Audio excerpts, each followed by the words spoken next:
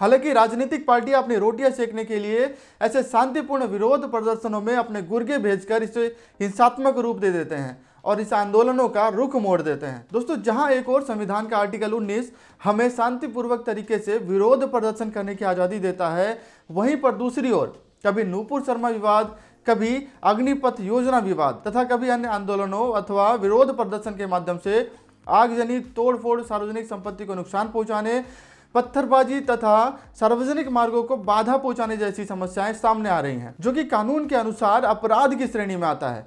और जो लोग शांतिपूर्वक प्रदर्शन के नाम पर ऐसी हिंसा कर रहे हैं, उनको शायद पता नहीं है कि उनके खिलाफ क्या कार्रवाई हो सकती है। दोस्तों, आज की वीडियो में हम यही आपको बताने वाले हैं। दोस्तों, ज़्यादातर ऐसा होता है कि किसी शांतिपूर्ण आंदोलन अथवा विरोध प्रदर्शन में कुछ ऐसे आपत्तिजनक राजनीतिक तत्व उसमें घुस जाते हैं जो कि उस शांतिपूर्वक आंदोलन को हिंसात्मक रूप दे देते हैं, जिसकी वजह से उसमें निर्दोष आए हुए लोग भी उसकी चपेट में आ जाते हैं, यानी गेहूं के साथ घुन भी पीस दिया जाता है। इसलिए आपको इससे संबंधित कानूनों तथा अपराधों के बारे में पता होना बेहद आवश्यक है, ताकि आप शांतिपूर्वक तरीके से आंदोलन अथवा विरोध प्रदर्शन कर सकें और इस प्रकार की राजनीतिक साजिश का हिस्सा न बन पाएं। तो बने रहिए हमारे साथ।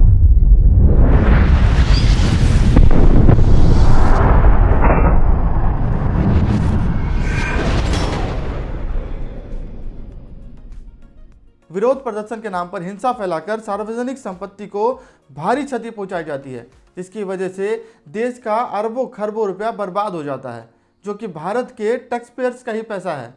ये कोई सरकारी प्रॉपर्टी नहीं बल्कि सार्वजनिक संपत्ति है। आपको बता दें कि सार्वजनिक संपत्ति का किसी भी प्रकार से नुकसान पहुंचाने पर prevention of damage to public property act के तहत कार्रवाई की जाती है, जिसमें कम से कम 5 साल की सजा सुनाई जा सकती है। इसके अलावा जुर्माना भी लगाया जा सकता है। और यदि ऐसा नुकसान आगजनी इत्यादि करके किया गया है तो ऐसे में कम से कम 10 वर्ष का कारावास तथा भारी जुर्माने के साथ उसे दंडित किया जा सकता है। दोस्तों, इस विषय की गंभीरता को देखते हुए सुप्रीम कोर्ट ने भी इस मामले में कुछ दिशा निर्देश जारी किए हैं, जो कि जानना आपके लिए बेहद जरूरी है। सुप्रीम कोर्ट ने कहा है कि ऐसे मामलों में बर्डन ऑफ प्रूफ आरोपी पर ही होगा, यानी यदि आपके खिलाफ एफआईआर कर दी जाती है तो यह आपको ही साबित करना है कि आप निर्दोष हैं, और यदि आप साबित नहीं कर पाते हैं कि आप निर्दोष हैं तो आपको दोषी मानकर सजा दे दी जाएगी। सुप्रीम कोर्ट ने यह भी कहा है कि यदि आप किसी शांतिपूर्ण आंदोलन में हिस्सा ले रहे हैं अथवा विरोध प्रदर्शन कर रहे हैं और आगे चलकर वो विरोध प्रदर्शन हिंसा का रूप ले लेता है, तो ऐसी परिस्थिति में भी